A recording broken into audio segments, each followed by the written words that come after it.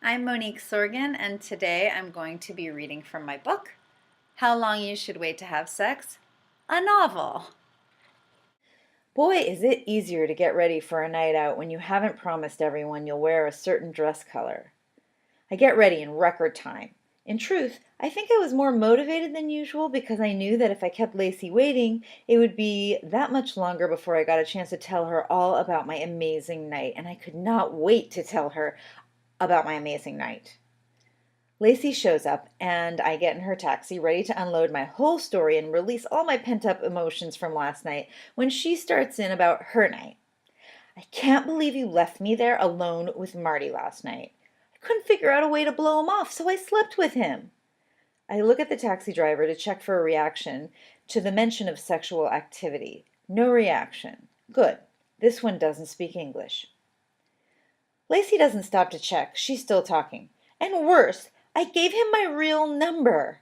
Now he won't stop calling me. Maybe I'm just too nice.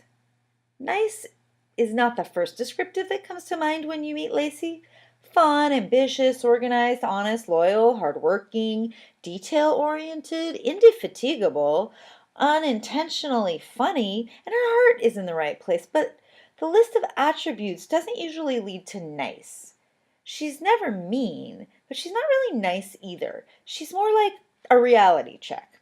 You want to hate her for everything she says, but when you're done being mad and you stop to think about it, you realize that she's usually right, except about being nice.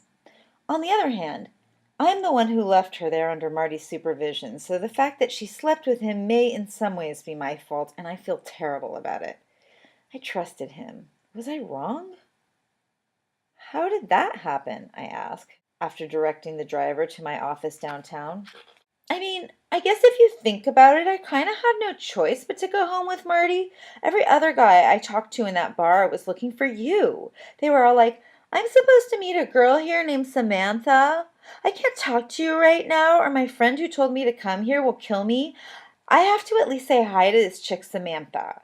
It was crazy, Samantha. They actually showed up, and for some reason, they actually seemed motivated to meet you.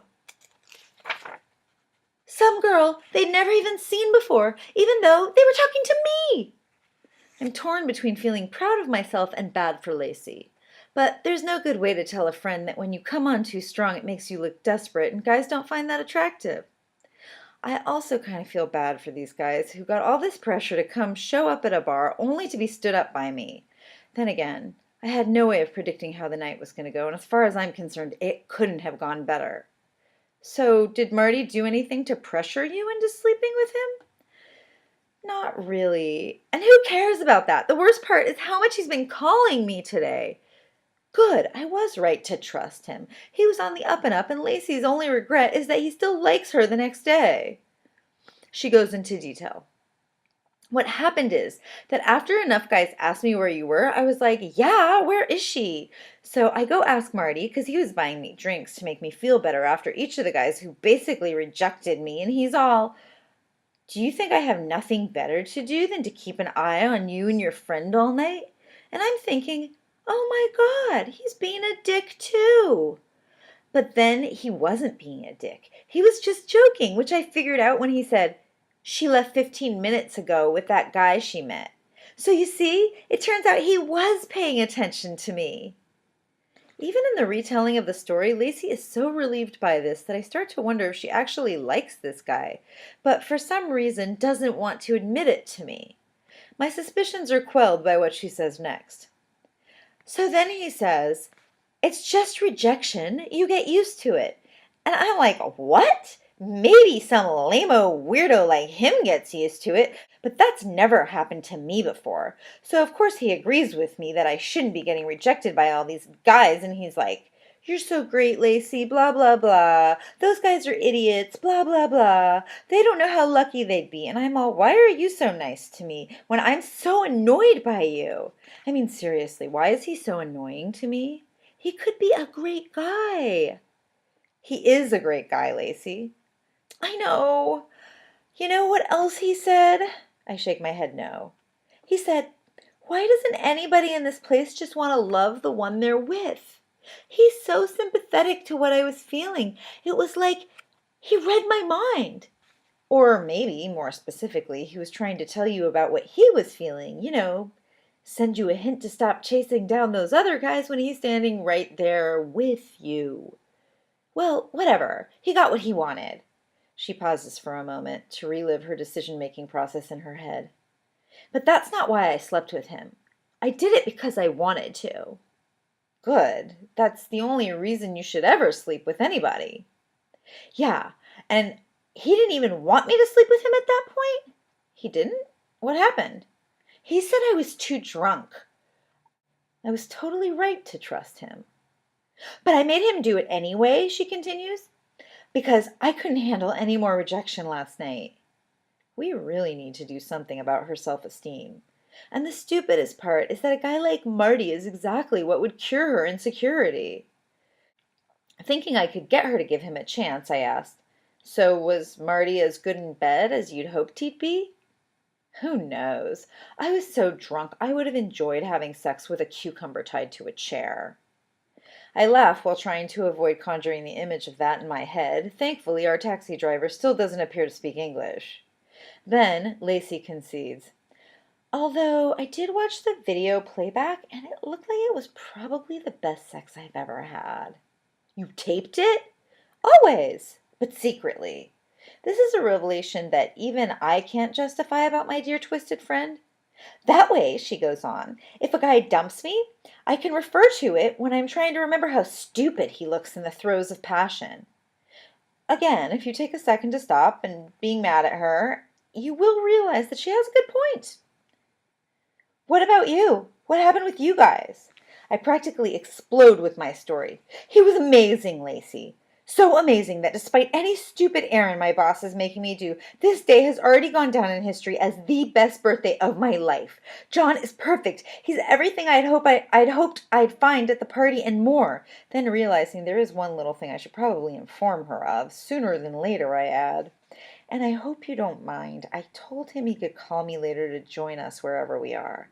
I already know she's not going to like this. She scrunches up her face. Are you sure that's what you want?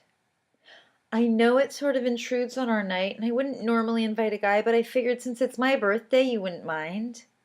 Sure, as long as you don't think it'll be too uncomfortable, she says a little more understandingly than I expected.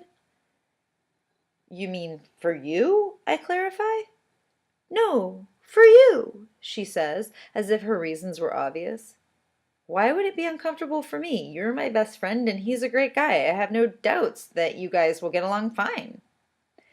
I know, me too. That's not what I meant. It's just that... She stops short and changes direction. Where did you guys go last night anyway?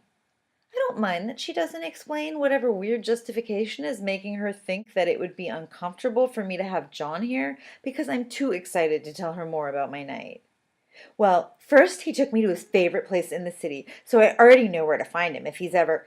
I don't get to finish my sentence because her text message chime interrupts me, and rather than ignoring it long enough to let me say down in the dumps I'll know where I can go to cheer him up, Lacey takes out her phone and says, Sorry, I've got to respond to this.